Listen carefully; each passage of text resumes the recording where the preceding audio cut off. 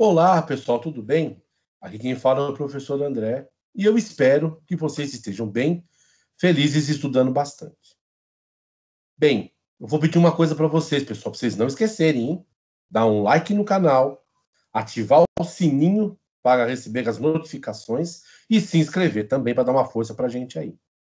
Para quem não me conhece, meu nome é André, eu sou aluno da Univesp e eu faço parte do grupo de alunos Univesp Helpers, que é um grupo de alunos que produzem vídeos para ajudar outros alunos da Univesp e estudantes em geral.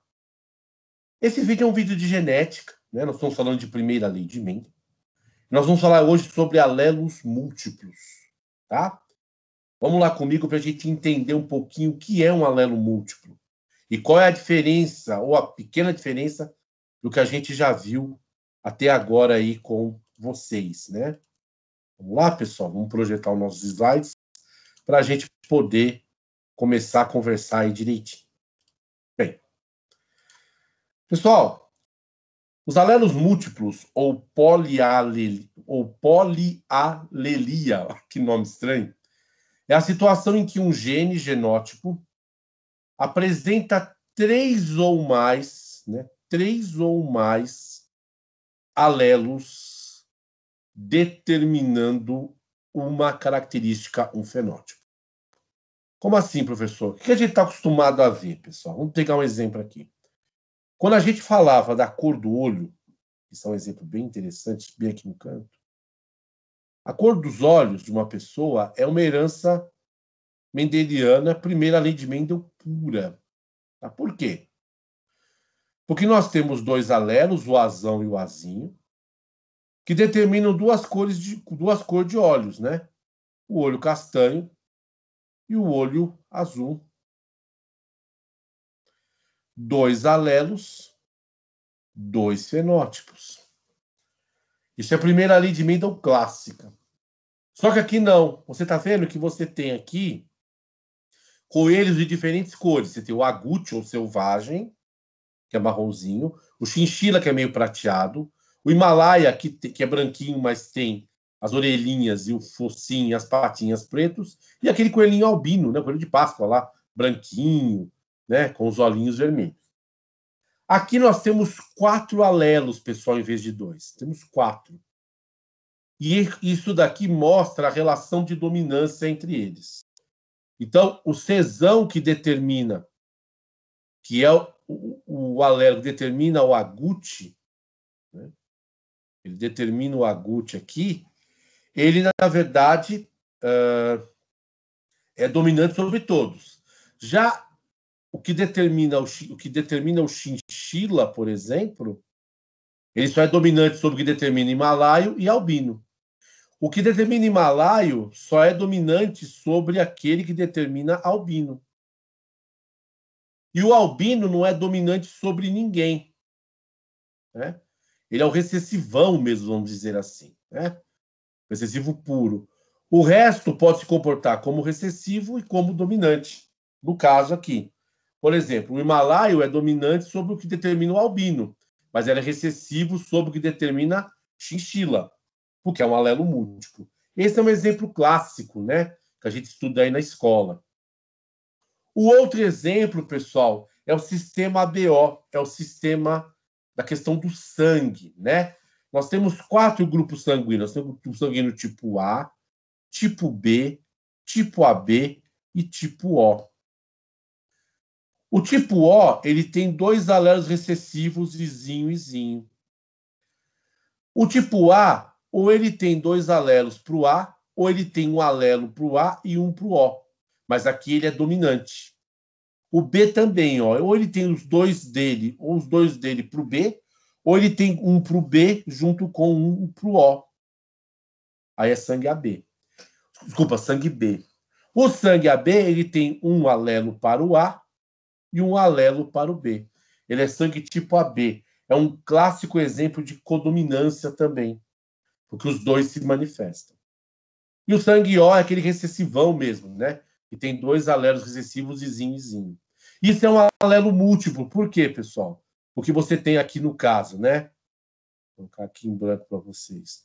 Você tem o alelo isão A Izão B e Izinho.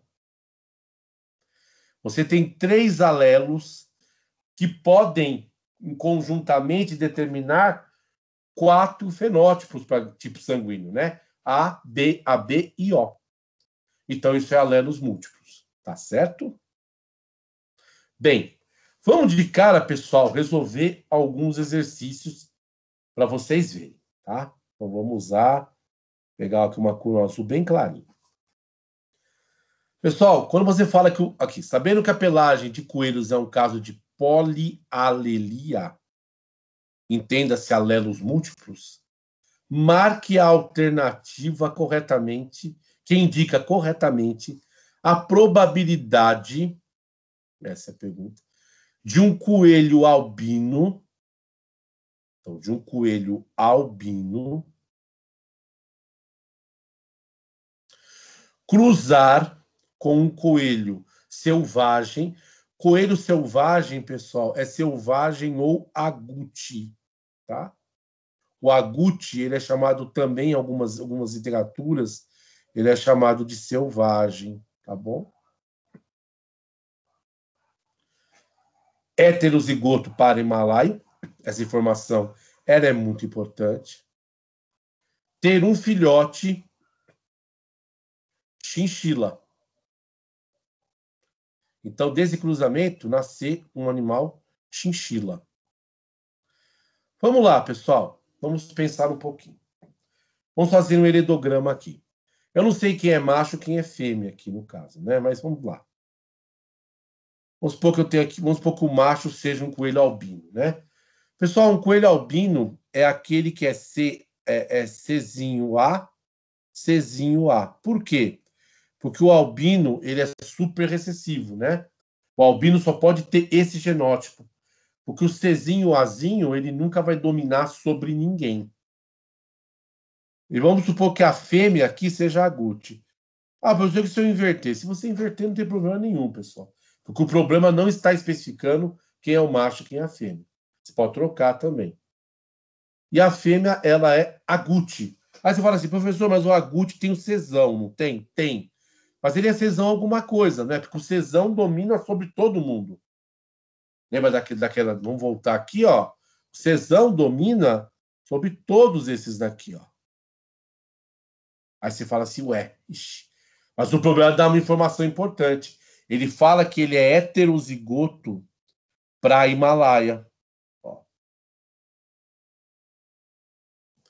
Czinho, Hzinho. E aí vai ter um filhote. Aqui é a geração parental, geração 1, e aqui é a geração F1.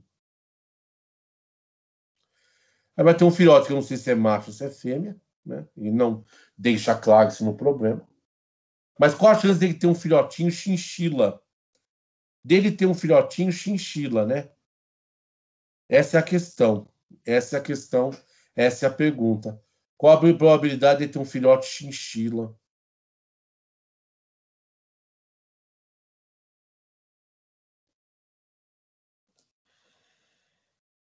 Essa é uma grande questão aqui. Então, pessoal, a gente pode fazer um traço aqui. A gente fez toda a montagem do problema, né? Mas eu acho que dá para a gente fazer o quadro aqui, inclusive. Nós vamos fazer o quadro aqui para que ele fique um pouco mais bonitinho. Fazer o quadro de cruzamento, então, pessoal. Tá? Pessoal, vamos pensar assim, que vamos colocar aqui o macho, né? Aqui vai ficar os gametas do macho, desse lado aqui, e aqui embaixo os da fêmea, tá? Pessoal, o macho, ele só pode produzir espermatozoides que tenham Czinho, Azinho, certo? Porque ele só tem esses 2 alelos. Já a fêmea, ela pode produzir óvulos com cesão, né? Pode produzir óvulos com cesão, ou óvulos com Czinho para Himalaio. Agora vai ter o cruzamento. Eu tenho o encontro do óvulo espermatozoide. Cesão, Czinho, Azinho. Czinho, Hzinho, Czinho, Azinho. Deixa eu só apagar aqui, pessoal. Vai ficar bonitinho aqui a letra, né? Isso, Czinho, Aqui Czinho, Hzinho. Professor, mas aqui o que vai ser esse animal, né? Isso é uma boa pergunta. Pessoal, é o seguinte: qualquer animal que tenha um Czão, ele vai ser selvagem ou agute. Então, esse daqui é agute. E esse aqui, professor? O CHzinho para himalaio é dominante sobre o CAzinho para albino. Então, esse animal ele será himalaio. Vou até fazer uma abreviatura aqui. Ele vai ser himalaio. Então, qual a probabilidade de nascer um filhote chinchila, pessoal? A probabilidade de nascer um chinchila é 0. Porque não tem como esse animal ter um filhote chinchila. Não há como. Então, a alternativa correta é a alternativa A de amor. Entenderam? Não tem como, né? Não tem como. Porque o genótipo para chinchila, como que é Czinho, CHzinho, né? Pode ser Czinho, CHzinho para chinchila, pode ser Czinho, CHzinho para himalaio, né? Ou Czinho, CHzinho, CAzinho para albino. E como o para chinchila domina sobre o himalaio e sobre o albino, só nessas condições você teria um filhote chinchila. Não é o genótipo que você tem ali. Tá bom? Então, esse foi o primeiro exercício nosso aí. Pessoal, exercício da Universidade Mackenzie, né? Então, vamos lá. Aqui tem bastante coisa, inclusive entra o fator RH, que é um fator de herança mendeliana simples, é a primeira lei de Mendel simples. Então, vamos lá. Um indivíduo de tipo sanguíneo O, RH negativo, então, ele é um indivíduo O, vou colocar aqui o branco, né? Então, ele é uma pessoa, ele é um indivíduo O, com uma jovem. Tá, ele é um homem, né? Então, o indivíduo de grupo de tipo sanguíneo O, RH negativo, quer dizer, ele é O negativo, né? Filho de pais do tipo sanguíneo A e RH positivo. Então, os pais dele, né, os pais deles, os genitores dele, né? Então, o indivíduo de tipo sanguíneo O é RH negativo, filho de pais do tipo sanguíneo A é RH positivo. Então, os pais são A, é RH positivo. Tá? Pretende se casar com uma jovem. Pretende se casar com uma moça, né? Pretende se casar com uma jovem de tipo sanguíneo A, RH negativa, filha de pai de sangue tipo sanguíneo, né? Quer dizer, filha de pai, vou colocar o pai dela aqui, ó. Filha de pai de tipo sanguíneo O, RH negativo, e mãe, tipo sanguíneo AB, RH positivo. Nossa, professor, esse problema aqui ele é grande, hein? É. A probabilidade de o casal ter filhos, probabilidade do casal ter filhos, não fala se é homem ou mulher, tem o losango. Ter filhos com o mesmo fenótipo do pai, ou seja, qual é a probabilidade deles terem filhos, né? Que sejam O e RH negativo. Essa é a pergunta desse problema, tá? Então você montou aí o heredograma, né? Aqui a geração parental, geração F1, geração F2. Bem, pessoal, vamos lá. Vamos determinar, porque às vezes, pessoal, o problema é te dar toda essa árvore genealógica, mas você não vai precisar usar tudo que está aí. Então vamos lá, vamos mudar um pouco a cor, vamos usar uma cor, aquela cor bem clarinha. Então vamos lá. Pessoal, um pai que é sangue tipo O, ele é Izinho, Izinho. E se ele é RH negativo, ele é Rzinho, Rzinho. Eu vou fazer aqui um parentezinho rapidamente para vocês, ó. Porque é assim, pessoal, o fator RH, ele funciona assim. O indivíduo ele pode ser positivo ou ele pode ser negativo. O indivíduo negativo é que tem 2 alelos recessivos, ele é errinho, errinho. O indivíduo positivo é aquele que é errão alguma coisa, pode ser errão, errão ou errão, errinho, tá? Então aqui é negativo, é errinho, errinho, tá certo? Aí, pessoal, essa mãe, ela é negativa, então ela é izinho, izinho. A mãe, ela é negativa, né? Filha de pai de tipo sanguíneo. Tá. Isso, ela é negativa. E ela é sangue tipo A, pessoal. Ela é sangue tipo A, então, veja bem, ela é isão A alguma coisa.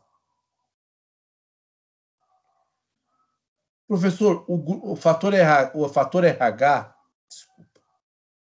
O fator RH aqui, colocando izinho, é rinho, né? Porque o fator RH. O fator RH aqui tá fácil, tá? Tá. Eu já resolvi o problema. A grande questão aqui é saber a questão do filho, né? A questão do grupo sanguíneo da mãe. Então vamos lá, pessoal. Vou até fazer um amarelo aqui para a gente entender uma coisa importante. A questão é saber se a mãe é isão A, izinho, ou se ela é isão A, isão A. Tá? Porque ela é tipo A. Pessoal, a mãe dela é isão A, isão B. E o pai dela é izinho, izinho. Certo? O que deve ter acontecido aqui é que esse isão A dessa mulher veio da mãe dela.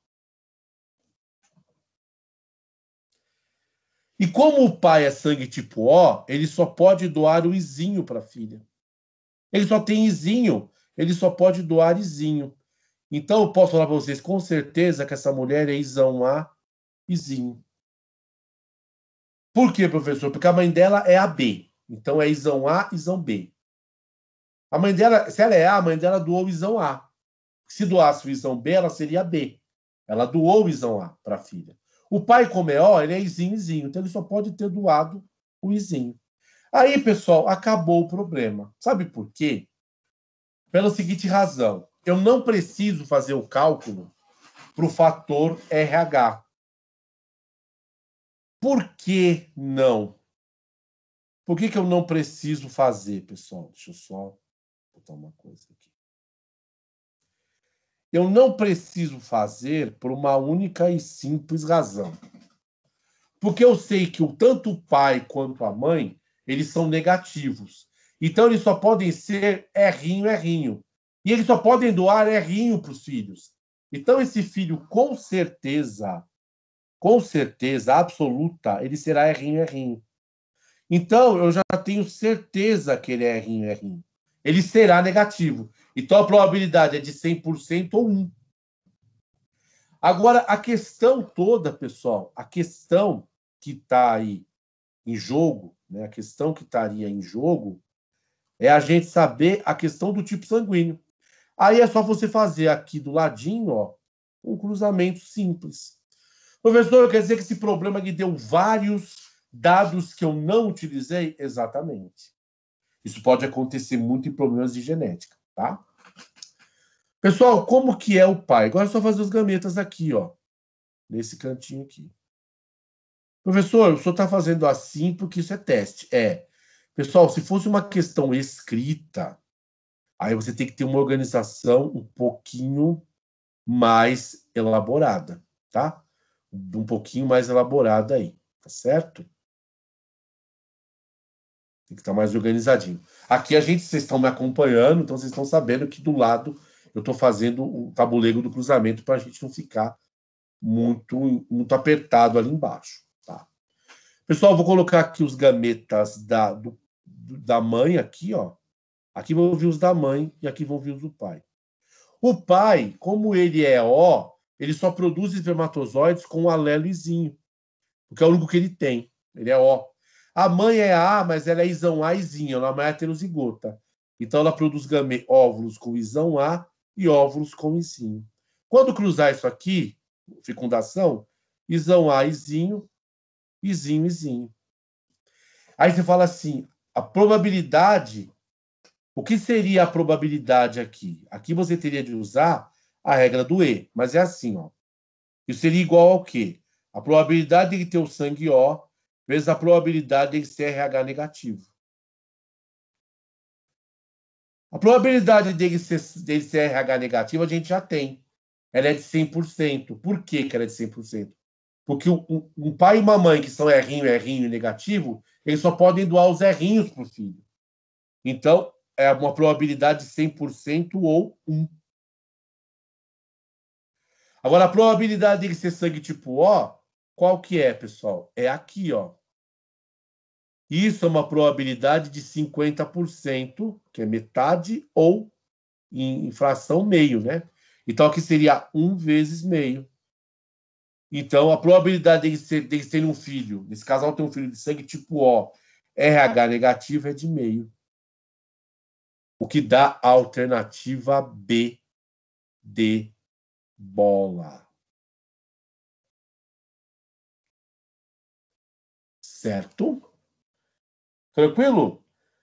Esse problema parecia difícil, ele deu muitas informações, mas o que ele precisava mesmo, se você olhar bem o que ele precisava, era dessas informações que estão aqui, ó.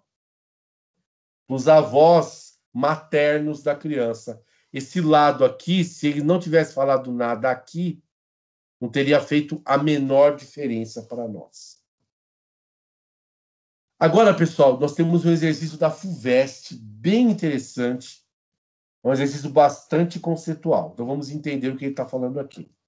Vou pegar aqui uma canetinha, que coisa eu vou fazer. Vamos fazer aqui um... Vou fazer amarelão, vou fazer a mesma cor do slide aqui. Ah, não, vai ficar igual, pessoal, vai ficar chato. Não. Fazer, então, um verdinho clarinho de novo. Vamos continuar fazendo céu azul. Considerando-se um loco gênico que apresente 3 tipos de alelos alternativos. Alelos múltiplos. Tá? Então, vamos lá.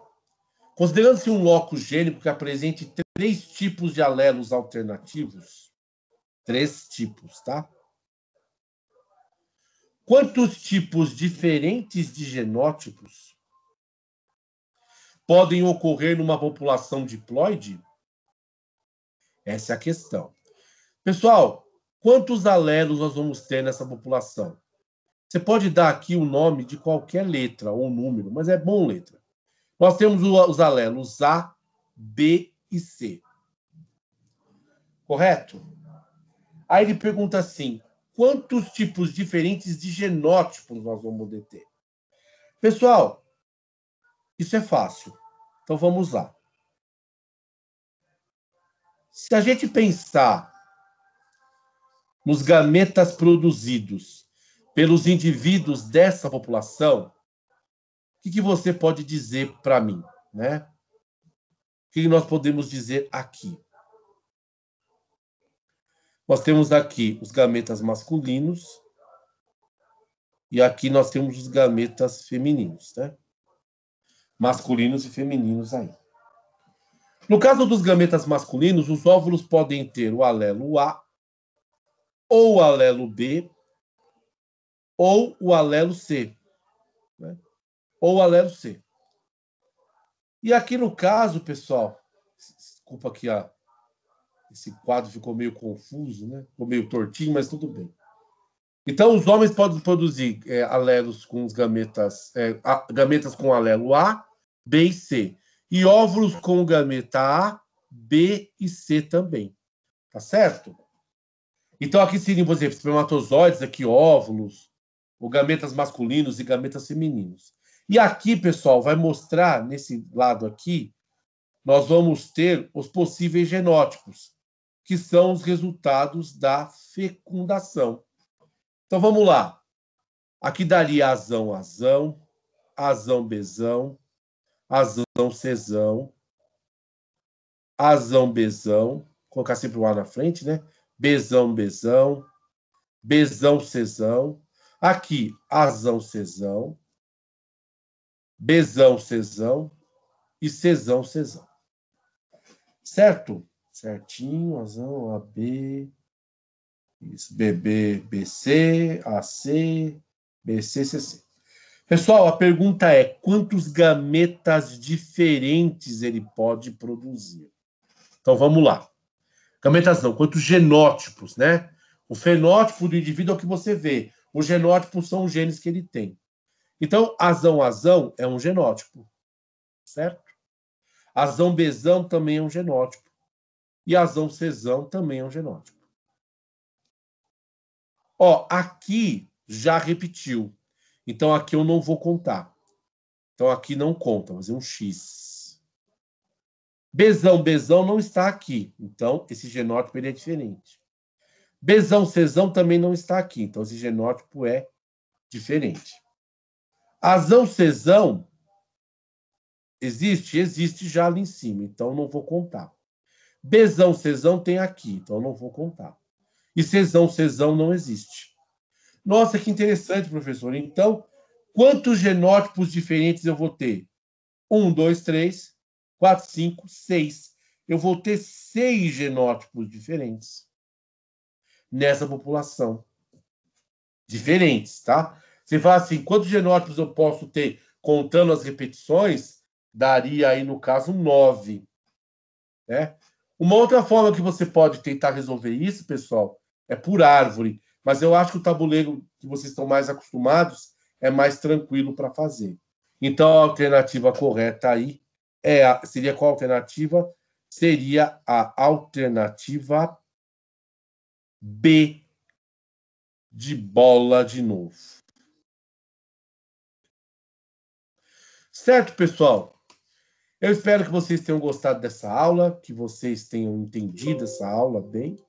Se tiverem dúvidas, mande essas dúvidas para nos comentários da gente, né?